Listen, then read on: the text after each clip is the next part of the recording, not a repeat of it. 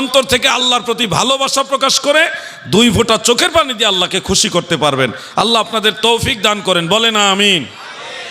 ফরজ নামাজ শেষ হয়ে গেলে ইমাম মুক্তাদি সবাই মিলে আমার আল্লাহর কাছে 2টা হাত তুলে দোয়া করবেন। আমাদের অনেক যুবক ভাইয়েরা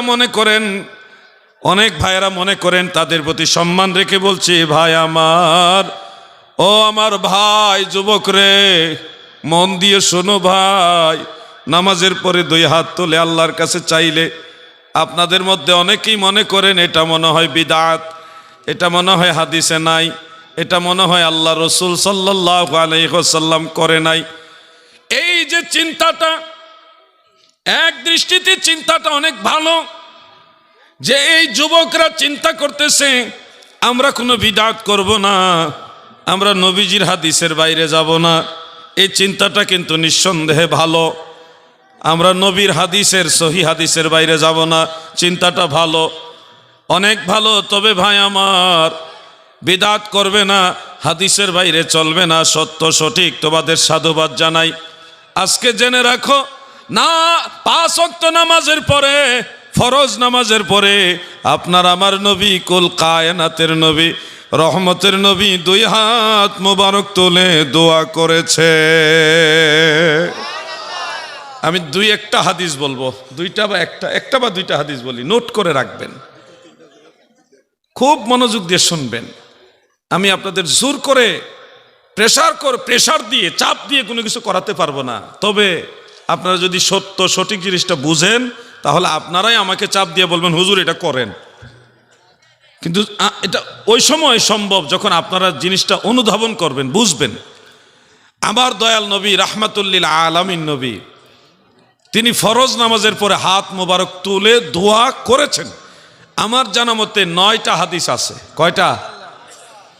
হয়তো আরো বেশি আছে। ভাইজান, দাদু আসেন, কিন্তু বারবার উঠাও আর উঠাও। আমি একটু দুরূদ শরীফ পড়ি, মানে আলোচনার মাঝে আসা যাওয়া করলে এটা নষ্ট হয়ে যায়। আমি একটু দুরূদ শরীফ পড়ি, কেউ যদি হাজত থাকতেই পারে, স্বাভাবিক, এটা একটু সেরে আসেন। আমি একটু সময় দিচ্ছি আপনাদের, কিন্তু বারবার উঠা করবেন না প্লিজ। দুরূদ শরীফ পড়ুন। আল্লাহুম্মা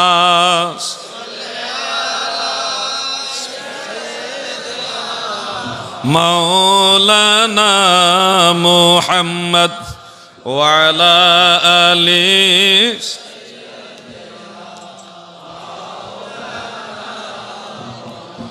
मेरा दिल फिदा हो बेज़ौक़े मुहम्मद, ना दिल से जुदा हो ये ज़ौक़े मुहम्मद।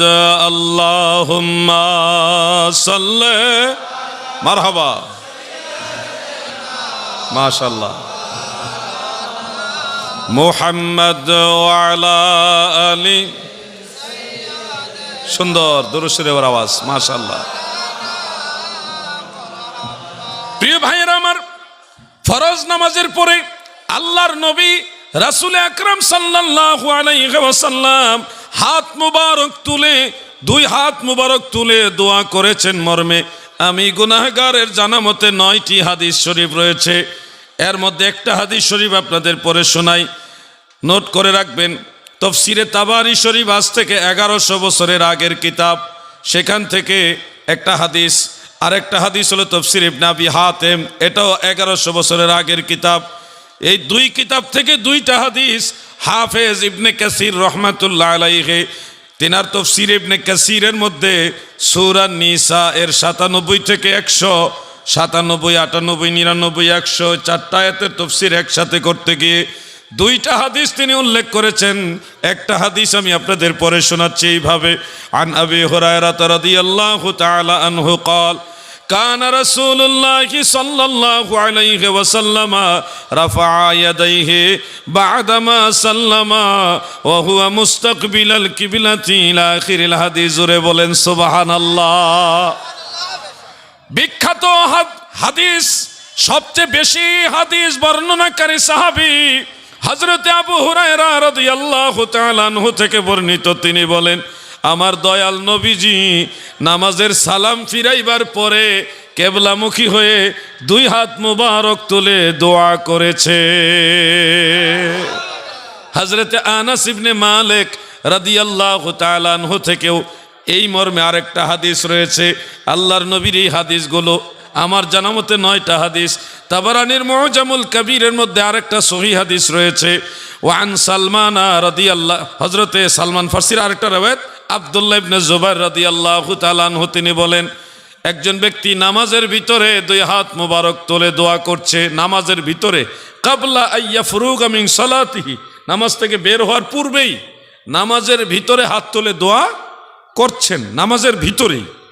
এই দৃশ্য দেখলেন সাহাবী আব্দুল্লাহ ইবনে জুবাইর রাদিয়াল্লাহু আনহু। দেখে তিনি ওখানে অবস্থান করলেন। ফালাম্মা ফারাগা মিনহা, যখন ওই লোক নামাজ থেকে ফারেগ হলেন, বের হলেন, তখন তিনি ওই লোককে বললেন, ইন্না রাসূলুল্লাহি সাল্লাল্লাহু আলাইহি ওয়াসাল্লাম লাম ইয়াকুন ইয়ারফা ইয়াদাইহি হাত্তা ইয়াফরুগা মিন সালাতিহি। হে আল্লাহর নবীর উম্মত শোনো, নিশ্চয় আল্লাহর নবী নামাজের ভিতরে হাত তুলে দোয়া করতেন না যতক্ষণ না নামাজ থেকে বের হতেন। অর্থাৎ নবীজি নামাজের সালাম ফিরাইবার পরেই দুই হাত মুবারক তুলে তুলে দোয়া করেছে। এরকম 9টি হাদিস থেকে প্রমাণ হয় আল্লাহর নবী নামাজের পরে হাত মুবারক তুলে দোয়া করেছেন। আমি জানতে চাই বহরমপুরবাসী ও মুর্শিদাবাদের মুমিন মুসলমান, আপনারা আমাকে বলুন, আপনারা একটু আমাকে জবাব দেন, আল্লাহর নবী যেহেতু ফরজ নামাজের পরে হাত মুবারক তুলে দোয়া করেছে, সেহেতু ফরজ নামাজের পরে হাত তুলে দোয়া করা জায়েজ না নাজায়েজ? আপনারা কি দুর্বল হয়ে গেছেন? আওয়াজ দিয়ে বলেন জায়েজ না নাজায়েজ। সিরিয়াল আসছে। আমরা দেখলাম আল্লাহ রসুল সাল্লাল্লাহু আলাইহি সাল্লাম ফরজ নামাজের পরে হাত তুলে দোয়া করেছেন, তাহলে এটা আর বিদআত রইল না। নবীজি যেটা করেছেন এটা কি বিদআত? বলেন না, এটা কি বিদআত হতে পারে? নবীজির কর্ম আমাদের ধর্ম। আল্লাহ রসুল যেহেতু ফরজ সালাতের পরে দুই হাত মুবারক তুলে দোয়া করেছেন, সেহেতু এটাকে আর বিদআত বলার সুযোগ নাই। এখন আপনি বলবেন সম্মিলিত দোয়া করা যাবে কিনা?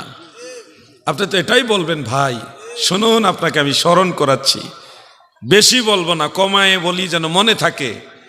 কিন্তু আমার অনুরোধ, উগ্র মেজাজি হয়ে না, ঠান্ডা মাথায় শুনেন, যাচাই বাছাই করেন। একটা হাদিসকে কেউ যদি বলে এটা জাল হাদিস, গায়ের জোরে বললে হবে না ভাই। একটা হাদিসকে জাল হাদিস বলতে হলো রেফারেন্স লাগবে, দলিল লাগবে যে অমুক কিতাবে লেখা আছে এটা জাল হাদিস। সলিমুদ্দিনের ফুলা কলিমুদ্দিন, হ্যাঁ, বাপ দাদার নাম নাই, সানমুল্লার বিআই, হঠাৎ করে উনি যদি একটা হাদিসকে জাল হাদিস বলে দেয়, বললেই কিন্তু জাল হাদিস হয়ে যাবে না। এটার জন্য অবশ্যই দলিল লাগবে, সূত্র লাগবে, রেফারেন্স লাগবে, কারণ দর্শাতে হবে। কোনো নির্ভরযোগ্য মুহাদ্দিসের রায় আপনাকে দেখাতে হবে যে অমুক কিতাবে লেখা আছে এটা জাল হাদিস। বাংলা হুজুর বাংলা বই পড়ে বাস করে উনি জাল হাদিস বলে দিলে এটা জাল হাদিস হবে না। আমি কিন্তু গায়ের জোরে কথা বলছি না, আমি বলছি রেফারেন্স দিয়ে, একেবারে কোন কিতাবে আছে, সনদ কি, সেটা আপনাদের বলে দিচ্ছি। বন্ধুরা আমার, দাদু ভাইয়েরা আমার, গভীর মনোযোগ দিয়ে শুনবেন। ফরজ সালাতের পরে সম্মিলিত মুনাজাত এটা কোত্থেকে আসলো গো, এটাও আপনাদের জানা দরকার। শুনুন আমার ভাইয়েরা, হাফিজুল হাদিস ইমাম আবু জাফর ইবনু জারির আত-তাবারি রহমাতুল্লাহ আলাইহি, যিনি 310 হিজরিতে ইন্তেকাল করেছেন, তিনার লেখা একটা কিতাব আছে, কিতাবটার নাম তারিখে তাবারি। তারিখে তাবারি, সেই কিতাবের মধ্যে সনদ সহকারে হাদিস উল্লেখ রয়েছে। হাদিসের সনদ নিয়ে আমানতদারির সাথে আসমা ও রিজালের আলোকে পুঙ্খানুপুঙ্খ বিশ্লেষণ করে করে আমি দেখেছি এই হাদিসটা জাল হাদিস নয়, এটা আল হাদিস। মারহাবা বলেন। কোনো মিথ্যাবাদী রাবি এই সনদের মধ্যে নাই, কাজ্জাব রাবি নাই, তবে মজহুল রাবি রয়েছে, কিন্তু এই হাদিসটা কোনো মতে জাল হাদিস না। বন্ধুরা আমার, দাদু ভাইরা আমার, হাদিসটা হলো আল্লাহর নবীর আদরের সাহাবী হযরতে আলা ইবনু হাদরামি রাদিয়াল্লাহু আনহু। সাহাবীর নামটা কি? আলা ইবনু হাদরামি, আলা ইবনু হাদরামি রসুলের সাহাবী। তিনি একদল সাহাবী এবং তাবিঈদেরকে নিয়ে এক অভিযানের মধ্যে এক যুদ্ধে যাচ্ছিলেন। যাইতে যাইতে একটা অঞ্চলে গেলেন, মরুভূমি এলাকা। ওইখানে যাওয়ার পরে সন্ধ্যা হয়ে গেল, সূর্য ডুবে গেল, অন্ধকার হয়ে যাচ্ছে। যেই কারণে তিনি ওইখানে সাহাবীদের নিয়ে, তাবিঈদেরকে নিয়ে তাঁবু গাড়লেন, মানে কাফেলা স্থগিত করলেন, রাত্রের জন্য বিশ্রাম করবেন। বিশ্রাম করতে গিয়ে রাতের এক অংশে হঠাৎ তাকায় দেখে ওনাদের যে বাহনের উট, ঘোড়া, গাধা, নিজেদের খাদ্য সামগ্রী, অস্ত্র শস্ত্র সহ যা কিছু ছিল সব কিছু উট, ঘোড়া, গাধা যার যার পিঠের উপরে বহন করে এগুলি ওখান থেকে কোথায় যেন চলে গেছে। একটা ঘোড়াও, একটা উট এবং একটা গাধাও সেখানে আর অবশিষ্ট রইল না, সব কিছু চলে গেছে। যেদিকে খুশি এগুলি চলে গেছে। সাহাবীরা ওখানে হঠাৎ বিরাট টেনশনে পড়ে গেলেন।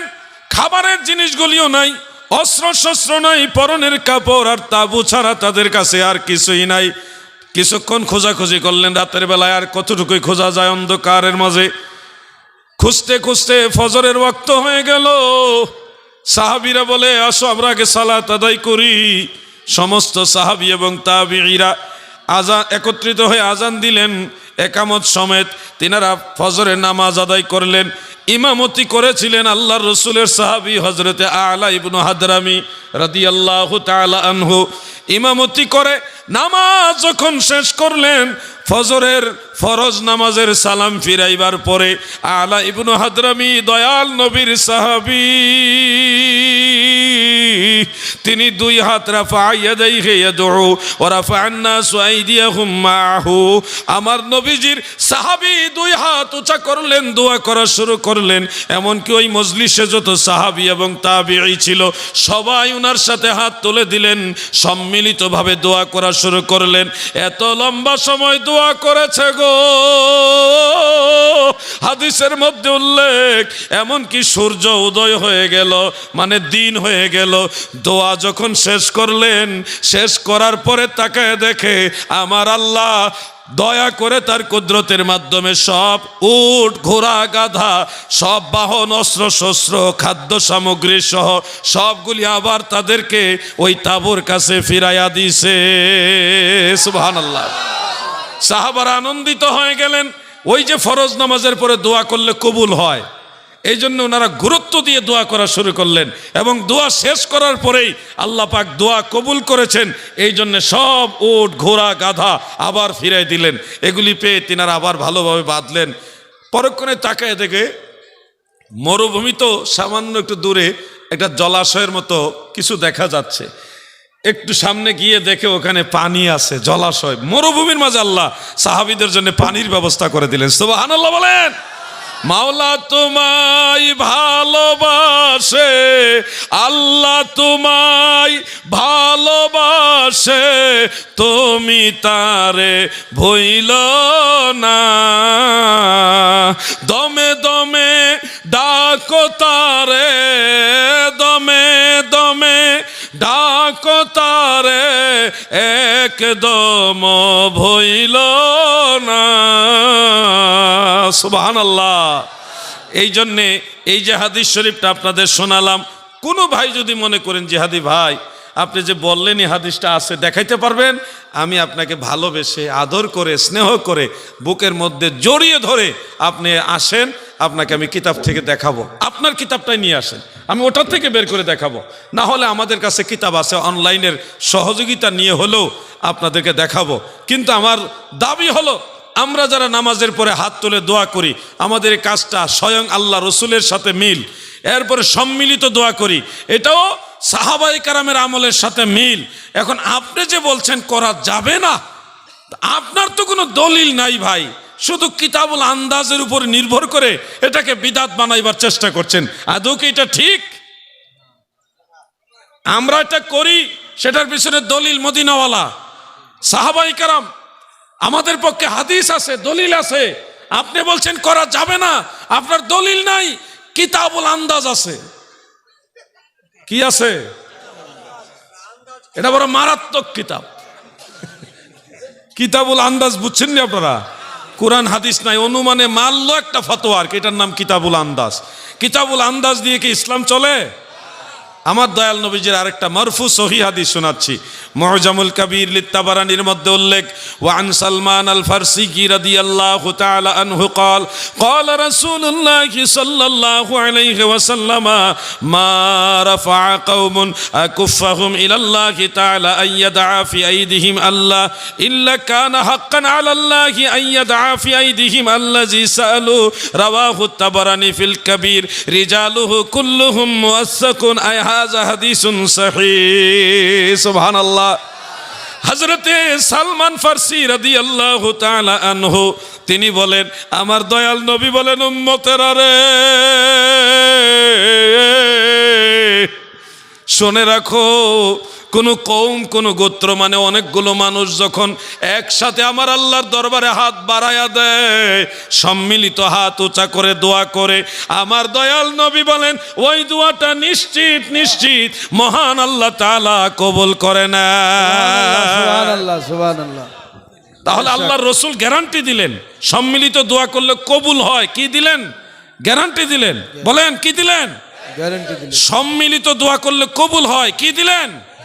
গ্যারান্টি দিলেন। আপনি বললে ওনারা বলে না, বুঝছেন? এই মাইকে আওয়াজ করলে ওনারা আর বলতে চায় না যে আমরা হুজুর তো আমাদের কথা বলতেই আছে, এই জন্য এটা বন্ধ থাকাই ভালো।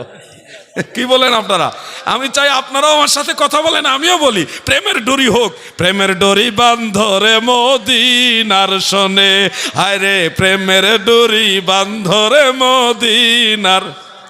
মানুষ বানাইছে আল্লাহ, মানুষ বানাইছে আল্লাহ প্রেমের কারণে, প্রেমের ডুরি বান্ধরে মদিনার শোনে, আহা প্রেমের ডুরি বান্ধরে মদি। আল্লাহ বানাইলা কত যে কি, মিটে না তার প্রেম প্রীতি, অবশেষে বানায় মানুষ, অবশেষে বানায় মানুষ প্রেমের কারণে, প্রেমের ডোরি বান্ধরে মদিনার শোনে। বলুন প্রেমের ডোরি বান্ধরে মদি। আল্লাহুম্মা সাল্লি মারহাবা। এই যে দেখছেন কত ভালো লাগে। ওয়ালা আলি,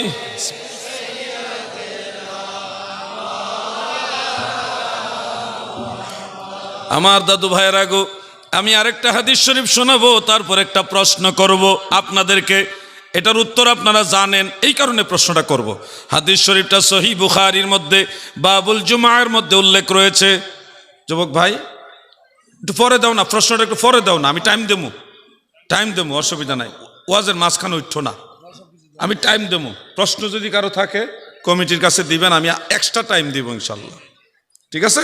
আর উঠবা না, কেউ উঠবা আর উঠবা না, খবরদার করে দিলাম। তাহলে এমন বদদুয়া দেবো আর বিয়া করতে পারতো না, খবরদার করে দিলাম। আচ্ছা না, এটা বললাম আর কি, বদদুয়া দিব না। বন্ধুর আমার হাদিস শরীফটা শোনাচ্ছিলাম সহিহ বুখারীর মধ্যে আল মুজাল্লাদুল আউয়াল বাবুল জুমার মধ্যে উল্লেখ রয়েছে এইভাবে, আন আনাস ইবনে মালিক রাদিয়াল্লাহু তাআলা আনহু قال جاء رجل أعرابي من أهل بدو إلى رسول الله صلى الله عليه وسلم يوم الجمعة فقال يا رسول الله هلك الناس وهلك العيال وهلكت الماشية।